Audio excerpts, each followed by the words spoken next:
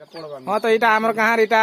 कहाँ कहाँ लोग माने उड़िया लोग माने कि तेलुगु छत्तीसगढ़िया भूलिया लोग माने दिशु छन और इटा हिंदे ई लोग मिस्त्री पर इटा मराठी मिस्त्री इटा आमर गाँ गहली के इटा डखी करी आम अचार बनै छु।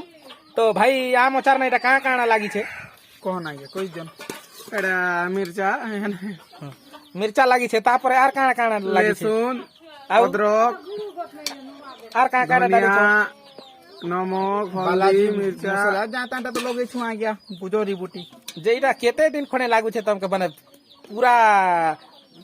ये फाइनली आचार हेबार लागी केते दिन लागू छे इटा यहाँ 2 दिन टे काटी कर सुको छु हां हां और 2 दिन पर तो यहाँ मसला उसला फिट करी करू छु आरो ओहो जो मसला उसला फिट करू छ बोलो आ गया आर तेल तुला भी डालू छ कि एटा पानी डाली छ पानी की तेल के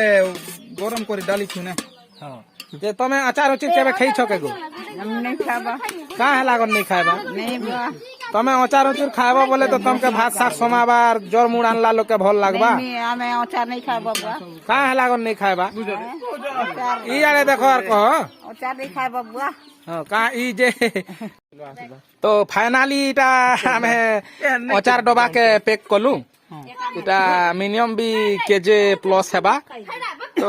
ई भुलिया अचार का के